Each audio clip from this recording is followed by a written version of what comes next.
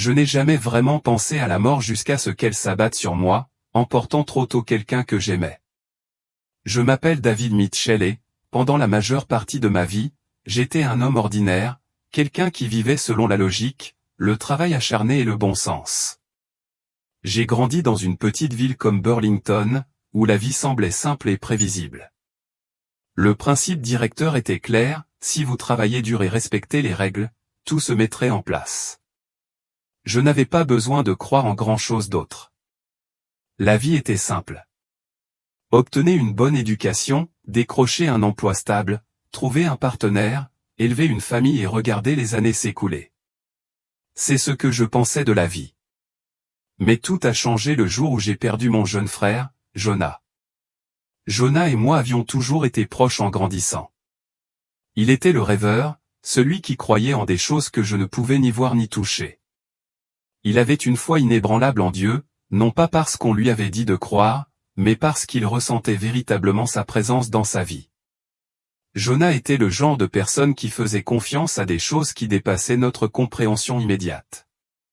Moi, en revanche, j'étais beaucoup trop pragmatique.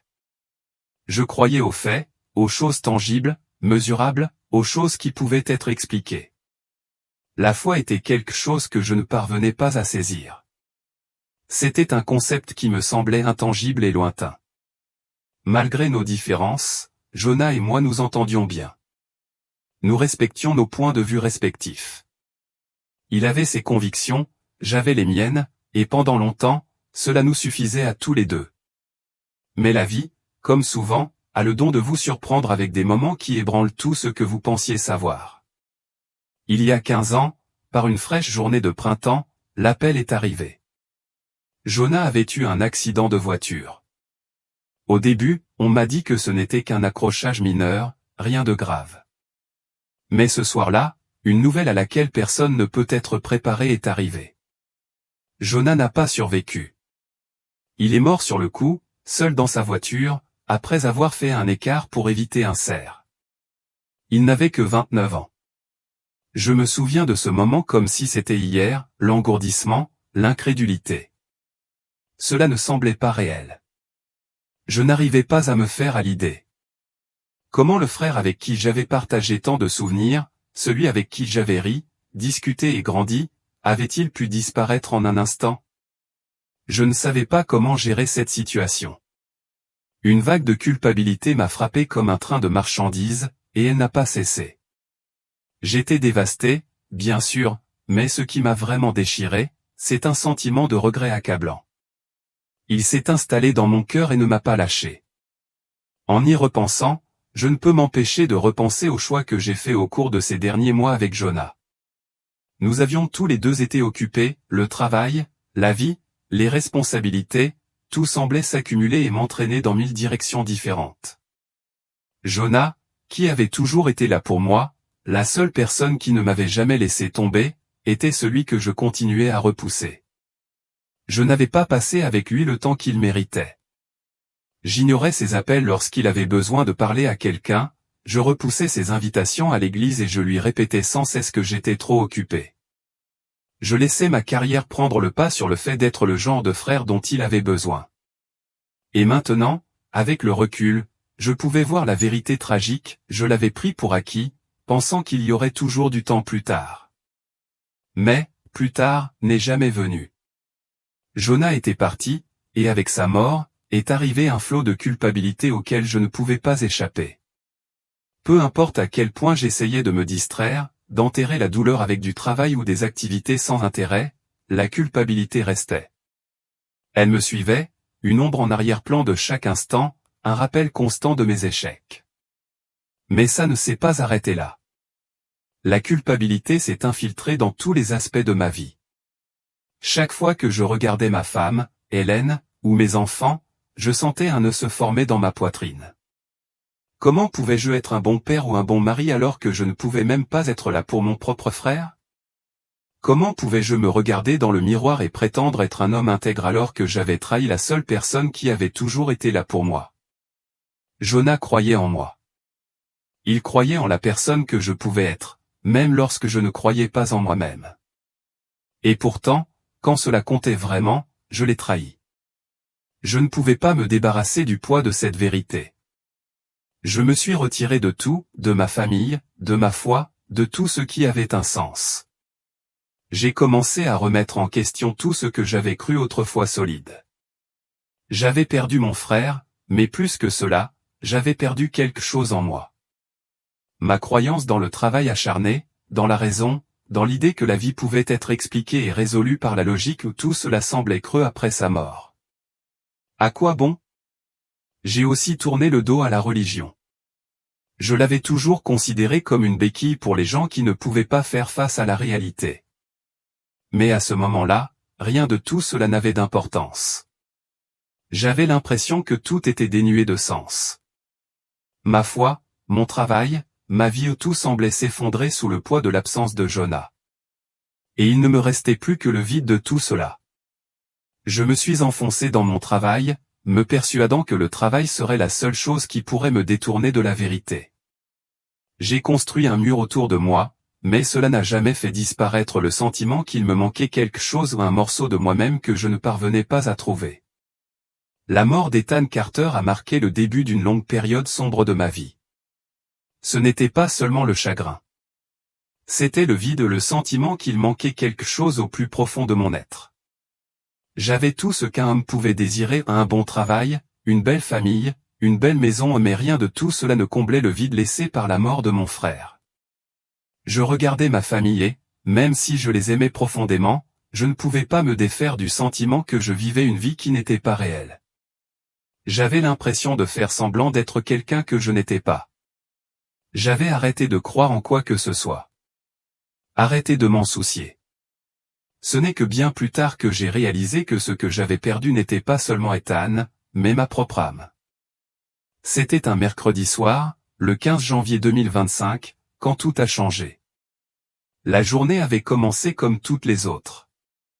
J'avais travaillé à mon bureau pendant des heures, parcouru des rapports financiers, réglé des problèmes, suivi la même routine que depuis des années. Mon esprit était perdu dans les chiffres, les délais et les emails.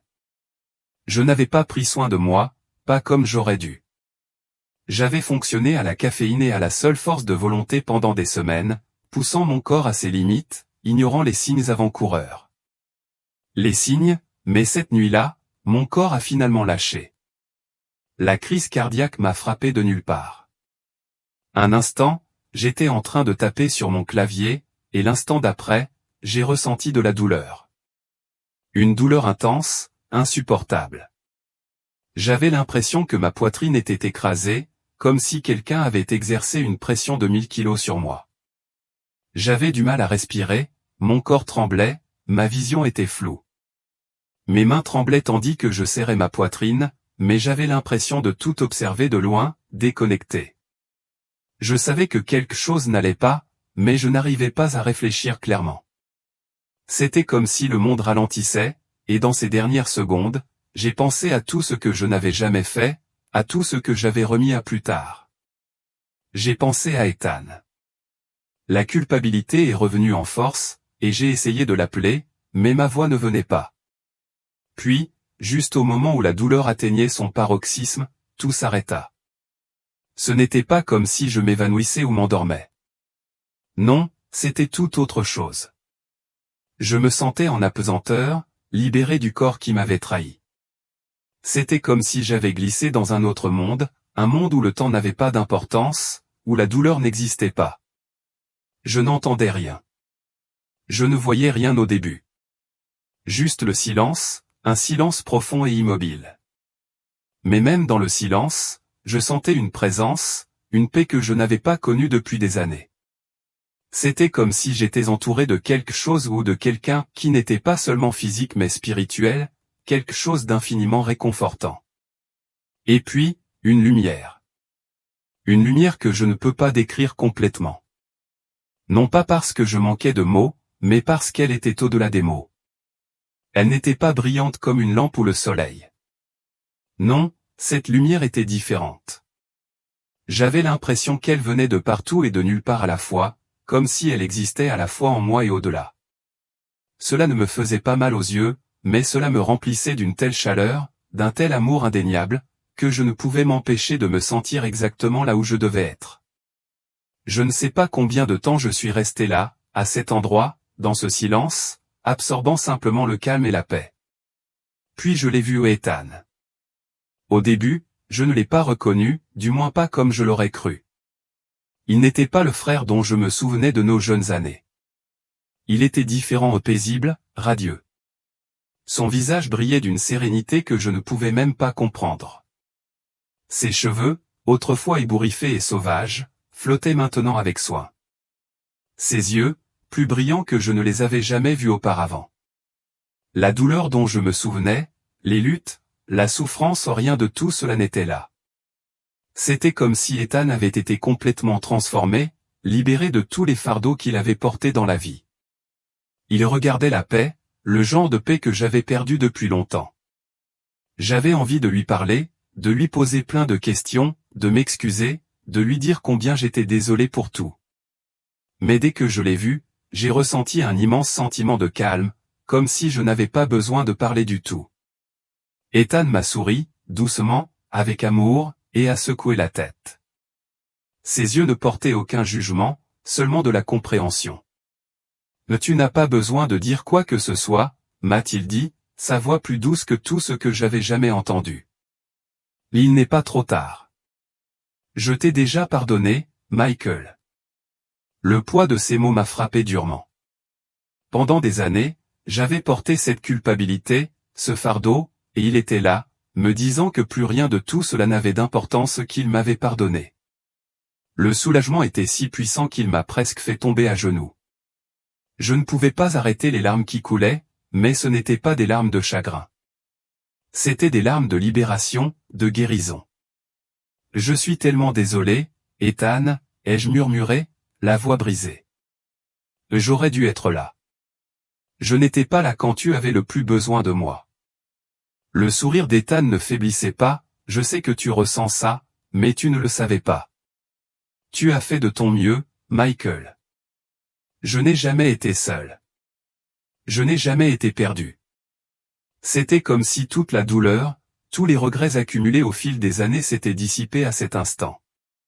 J'avais l'impression de voir Ethan pour la première fois tel qu'il était vraiment, non pas comme le frère que j'avais perdu, mais comme la personne qu'il était devenu.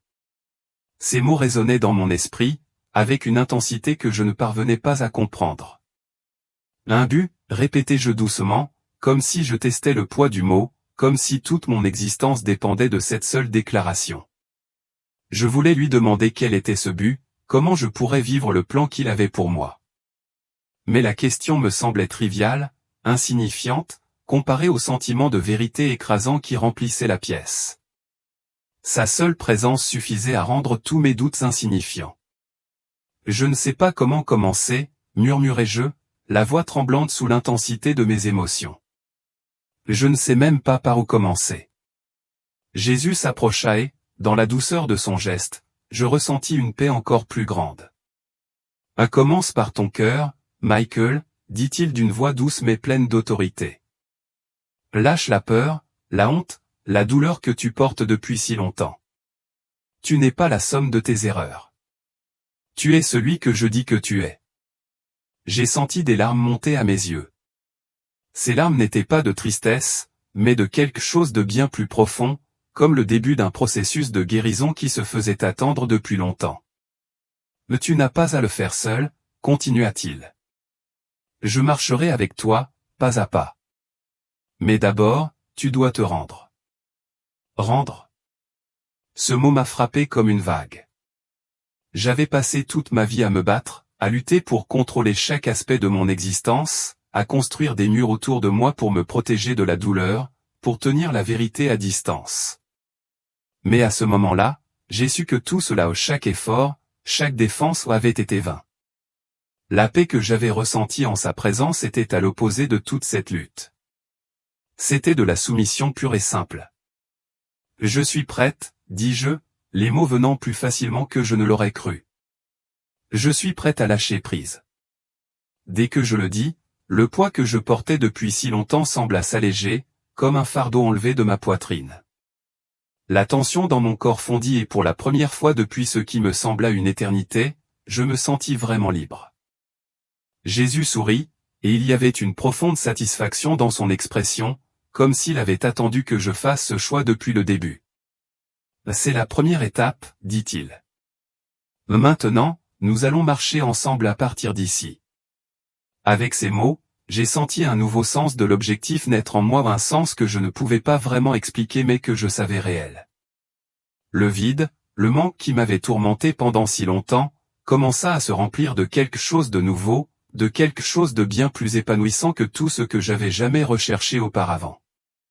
La pièce autour de moi commença à devenir floue à nouveau, non pas d'une manière qui m'effraya, mais d'une manière qui suggérait que ce moment n'était pas la fin, mais un début.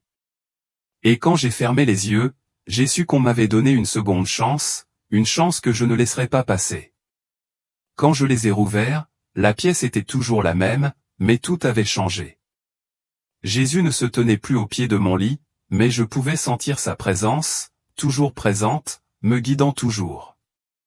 Et pour la première fois depuis des années, je me suis senti en paix. La paix qui vient du fait de savoir que l'on n'est pas seul.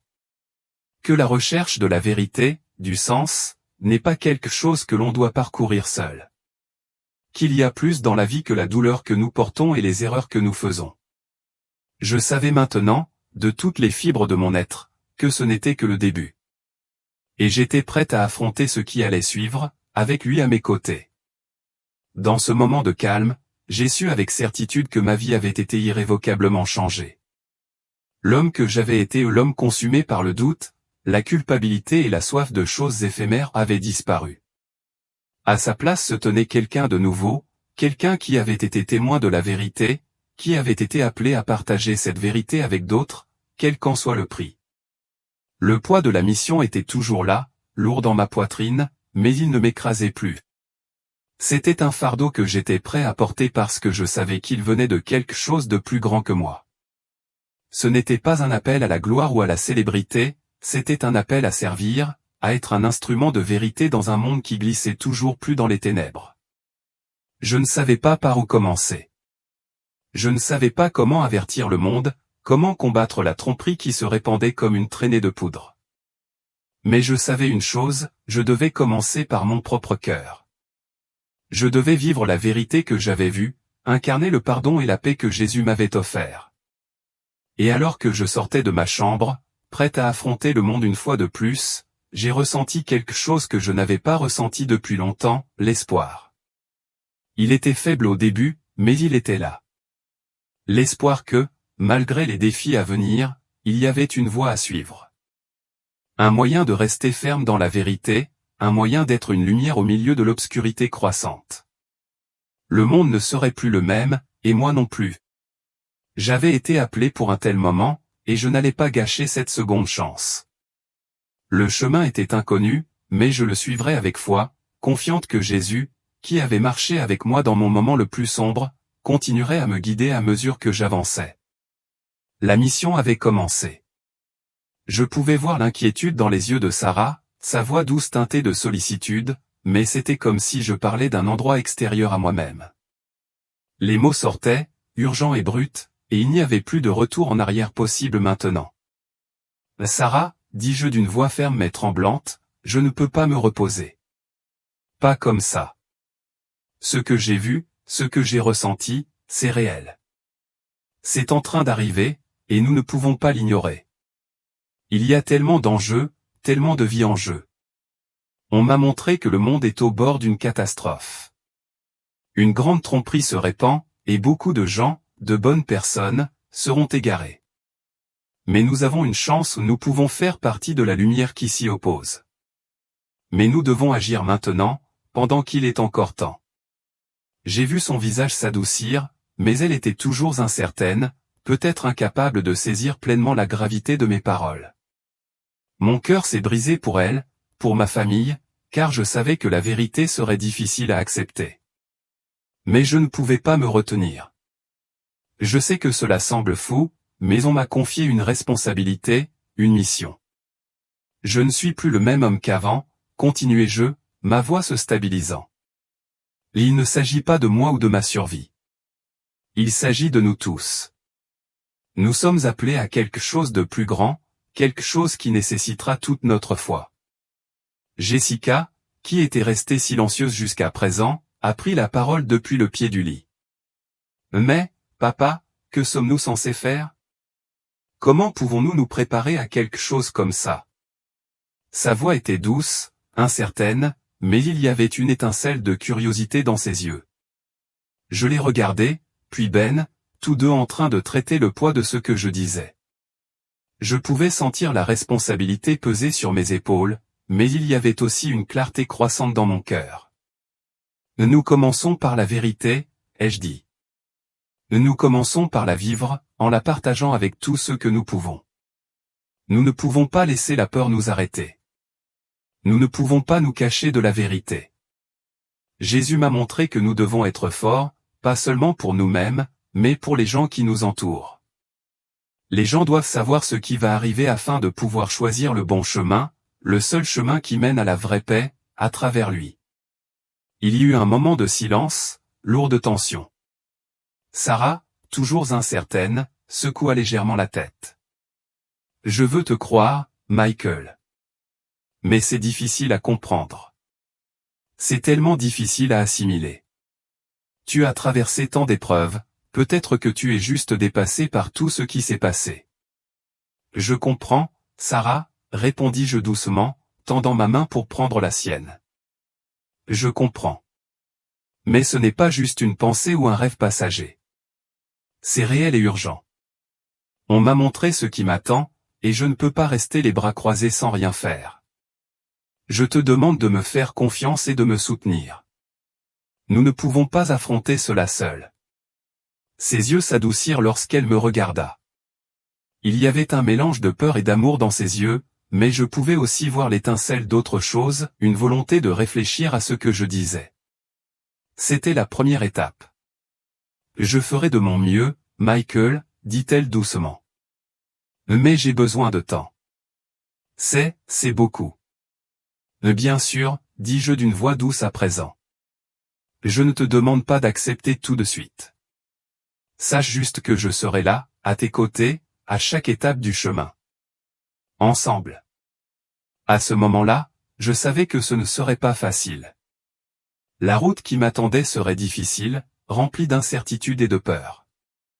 Mais je savais aussi que je n'étais pas seul dans cette situation. J'avais été choisi pour ce but et je ne pouvais plus reculer. Jésus m'avait donné un aperçu de l'avenir, mais il m'avait aussi donné une nouvelle mission ou une mission que j'emporterais avec moi dans chaque conversation, dans chaque rencontre. Le monde était confronté à une période de tromperie incroyable, mais j'avais reçu la vérité, et il était de ma responsabilité de la partager. De tenir bon, d'être une lumière dans les ténèbres. Les paroles de Jésus résonnèrent dans mon esprit avec une intensité qui me secoua au plus profond de moi-même. « Aimez-vous les uns les autres comme je vous ai aimé. » C'était un commandement simple, mais tellement profond, surtout dans le contexte de tout ce que j'avais vu. La vision de la tribulation, la souffrance, la tromperie, tout se résumait à cette seule vérité, l'amour. Au milieu de tout ce chaos et de toute cette confusion, l'amour était la seule chose qui survivrait. Alors que j'étais assise dans la chambre d'hôpital, entourée de ma famille, j'ai réalisé que ma mission ne consistait pas seulement à avertir les autres de l'obscurité à venir.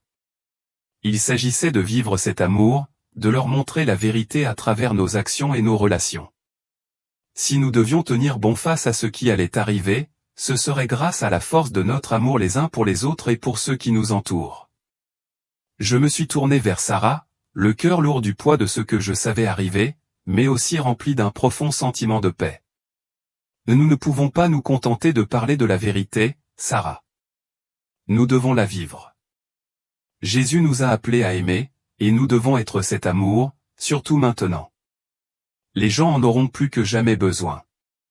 Sarah m'a regardé, ses yeux scrutateurs, comme si elle pesait mes mots. Elle ne comprenait pas tout à fait, mais j'ai vu une étincelle de reconnaissance dans son regard, une volonté d'essayer. « Tu as raison », a-t-elle dit doucement, sa voix ferme. « Nous devons être la lumière dans l'obscurité. Mais nous devons aussi nous accrocher à l'amour que nous avons l'un pour l'autre.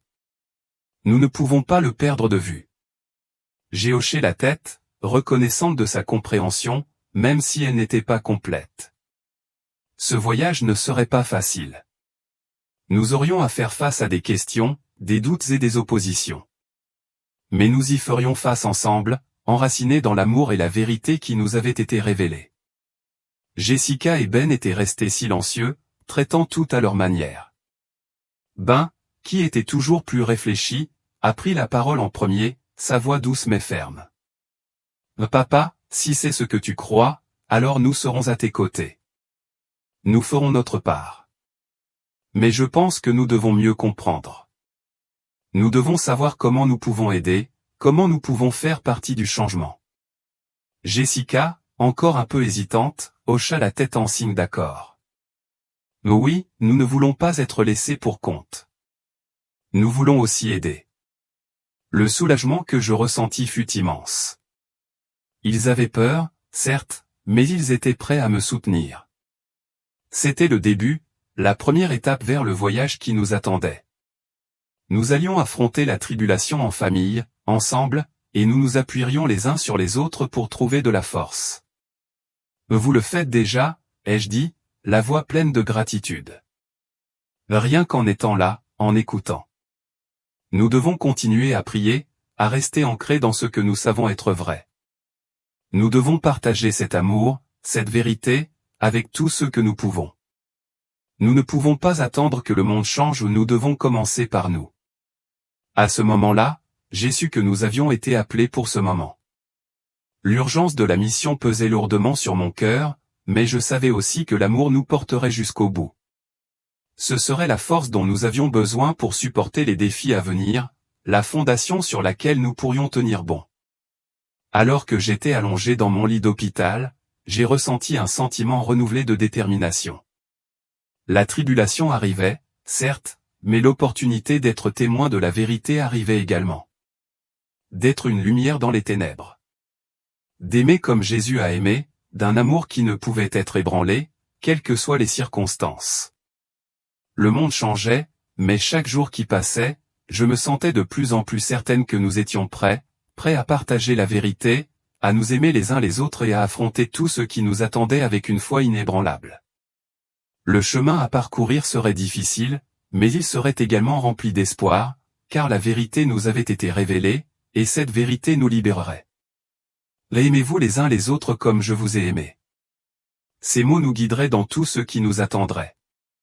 Et avec la force de Dieu, nous resterions fermes dans la vérité, quel qu'en soit le prix. J'ai commencé à voir que pardonner au monde ne consistait pas seulement à abandonner les rancunes personnelles. Il s'agissait de choisir de croire que le monde pouvait être guéri, malgré l'obscurité qui se profilait à l'horizon.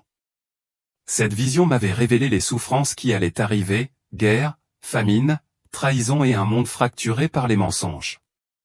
Pourtant, j'ai entrevu des lueurs de quelque chose de plus grand que la destruction, une lueur d'espoir sous la forme de ceux qui ont choisi l'amour, même au milieu des troubles. Dans mon cœur, je savais que c'était ce que nous avions à offrir au monde, le choix d'aimer, de pardonner, de nous accepter les uns les autres même lorsque la peur et la haine semblaient dominer. L'amour n'était pas seulement une force passive, il était actif, il était révolutionnaire. L'amour signifiait abandonner notre orgueil, notre désir de vengeance et accepter la guérison qui ne pouvait venir que par une véritable réconciliation. Ce n'était pas facile, mais c'était la seule voie à suivre. Et c'était à nous les croyants, ceux qui avaient vu la vérité ou de vivre cet amour dans un monde qui en avait désespérément besoin.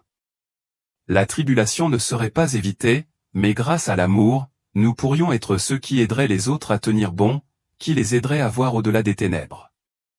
J'ai pensé aux personnes de ma vie, celles à qui j'avais fait du tort, celles que j'avais abandonnées et j'ai réalisé que leur pardonner n'était pas seulement pour moi.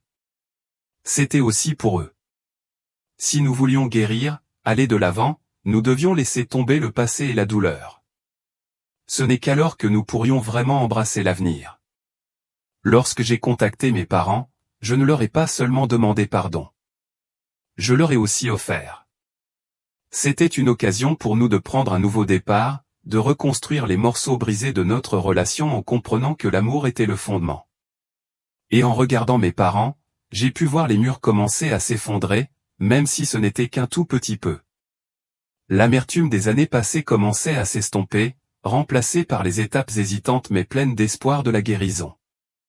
Plus je pardonnais, plus je sentais la paix de Dieu s'installer dans mon cœur. C'était comme si chaque acte de pardon créait un espace pour que quelque chose de nouveau, quelque chose de sain comble le vide. J'ai réalisé que le pardon ne consistait pas seulement à guérir les blessures, il s'agissait de faire de la place pour que l'amour grandisse, pour que la lumière de Dieu brille encore plus fort dans les endroits les plus sombres. Et ce n'est pas seulement dans ma famille que j'ai vu la transformation. Lorsque j'ai commencé à tendre la main aux autres, à ceux qui avaient été consumés par la peur, la colère ou la haine, j'ai vu le même miracle. Lorsque j'ai manifesté mon amour, même lorsque je n'en avais pas envie, j'ai vu des cœurs s'adoucir. J'ai vu des esprits s'ouvrir, juste un peu. Les gens ont commencé à remettre en question le récit de la division qu'on leur avait vendu. Ils ont commencé à voir que l'amour, le pardon et l'unité étaient la vraie voie à suivre. Mais ce n'était que le début. La tribulation nous mettrait tous à l'épreuve et le monde continuerait de s'assombrir. Cependant, je savais que le message d'amour n'était pas seulement un espoir passager, c'était l'ancre qui nous maintiendrait fermement. C'était la vérité qui ne pourrait jamais être ébranlée, peu importe à quel point le monde essaierait de la repousser. La tribulation viendrait et le monde souffrirait. Mais l'amour, le véritable amour, l'amour que Jésus nous avait montré, l'amour qui pardonnait même les blessures les plus profondes, serait la lumière dans l'obscurité. C'était le message que j'avais été appelé à porter, la mission qui m'avait été donnée, être un phare d'amour dans un monde qui s'effondrait. Et donc, j'ai choisi l'amour. J'ai choisi de pardonner. Et je savais que si je faisais cela, le monde commencerait à changer. Ce ne serait pas facile, mais cela en vaudrait la peine. Car l'amour, le véritable amour, était la seule chose qui pouvait guérir les blessures du monde et la seule chose qui pouvait nous guider à travers la tribulation à venir. Mais alors, en regardant autour de moi, j'ai vu d'autres personnes, celles qui avaient rejeté l'appel de l'amour, celles qui s'étaient détournées du pardon, celles qui s'étaient accrochées à leur orgueil et à leur haine. L'air autour d'elles semblait lourd, chargé de regrets et de tristesse. Elles tremblaient en s'approchant de Jésus, leurs yeux remplis de peur et d'incertitude. Il ne les regardait pas avec colère, mais son regard était empli d'une profonde tristesse, comme s'il était attristé par leur choix.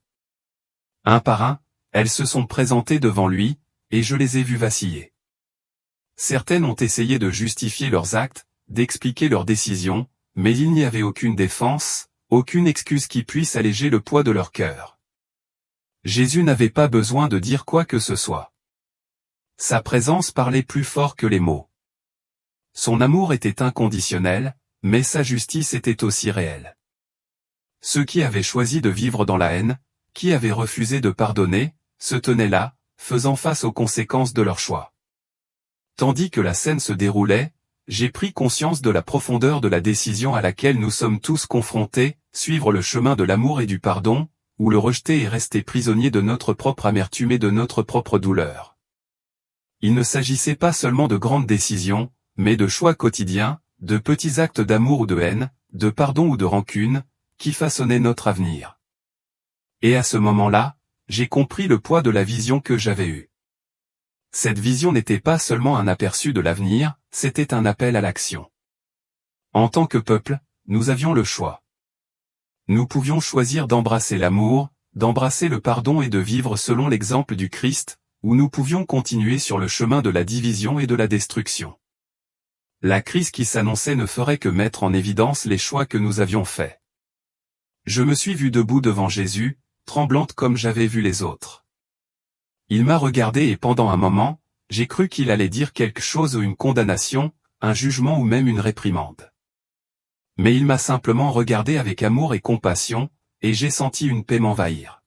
« Tu as choisi le bon chemin », m'a-t-il dit, même si je savais que mon voyage n'était pas terminé.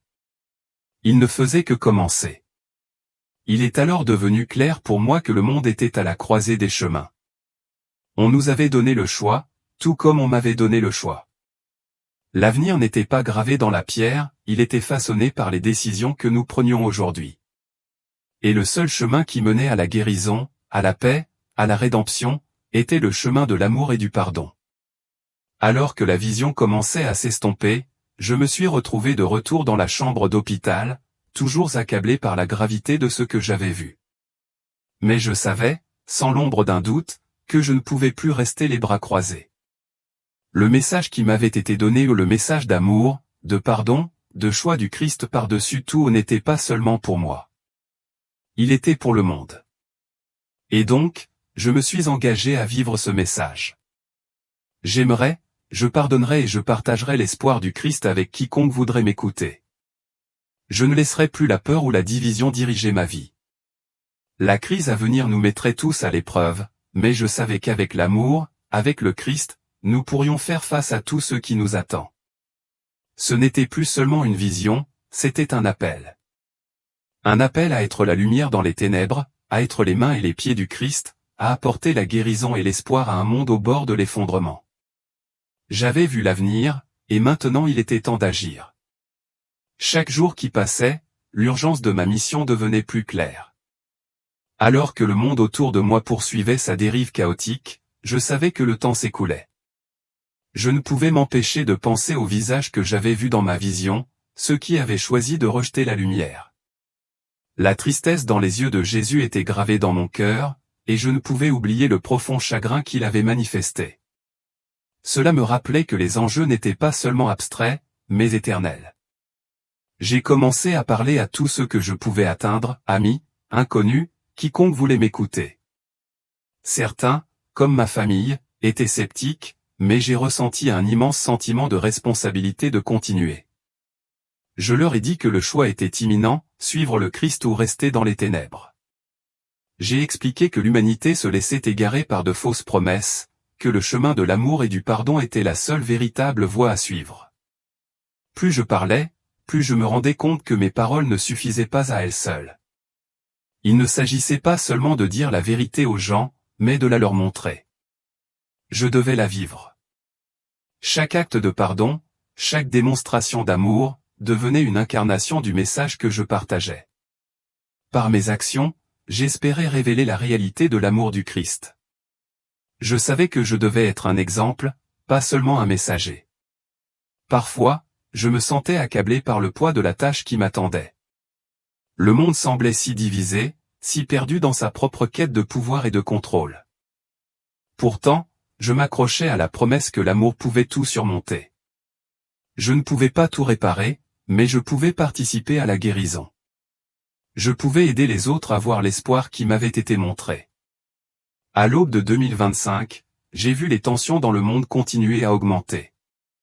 Les gens étaient divisés, les communautés fracturées et la peur planait dans l'air. Mais j'ai aussi vu des lueurs d'autres choses, des moments de grâce, des actes de bonté et de petits groupes de personnes choisissant l'amour plutôt que la haine, la paix plutôt que le conflit. Je savais que ces moments étaient les prémices de quelque chose de plus grand, quelque chose qui pouvait changer le monde. J'ai continué à prier, cherchant la direction de Dieu pour chaque pas que je faisais. J'avais besoin de sa sagesse pour surmonter les défis à venir, et je savais que je ne pouvais pas y arriver seul. Chaque jour, je me souvenais de la vision, des personnes que j'avais vues, à la fois celles qui avaient choisi le Christ et celles qui l'avaient rejeté. Les enjeux étaient plus élevés que je ne l'aurais jamais imaginé. J'ai prié pour avoir du courage, de la force et pour que le cœur de ceux que je rencontrais s'adoucisse. J'ai prié pour ne pas me laisser décourager par le rejet ou l'indifférence. Le message que je portais était trop important pour être passé sous silence. Les gens avaient besoin de connaître la vérité, de comprendre qu'il était encore temps de se tourner vers la lumière, d'embrasser l'amour du Christ. Et donc, j'ai persévéré. Peu importe à quel point c'était difficile, peu importe combien de personnes me rejetaient ou me rejetaient, je savais que j'avais été appelé à cette fin. Je faisais partie de quelque chose de plus grand que moi, un mouvement d'amour et de pardon qui pouvait changer le monde. En regardant vers l'avenir, je savais que le retour du Christ était plus proche que jamais. La vision avait été claire, le choix était entre nos mains, et c'était un choix qui façonnerait l'éternité. J'avais vu les conséquences du rejet de la lumière, et j'avais vu la récompense pour ceux qui l'avaient embrassé. Je ne pouvais plus rester silencieux. Il était temps de dire la vérité, de partager le message d'espoir et de conduire les autres vers le salut qui était encore disponible pour tous ceux qui se tourneraient vers le Christ. En fin de compte, ce n'était pas à propos de moi. C'était à propos du monde, des gens que j'aimais et du salut qui était encore à portée de main. Je savais que le chemin à parcourir serait difficile, mais je savais aussi que j'avais un objectif. Ma mission était claire, partager la vérité, aimer les autres comme le Christ m'avait aimé et inviter tous ceux qui voulaient écouter à entrer dans la lumière. Le temps pressait, mais il y avait encore de l'espoir, il y avait toujours de l'espoir. Et tant que j'aurai du souffle, je continuerai à répandre cet espoir, quel qu'en soit le prix.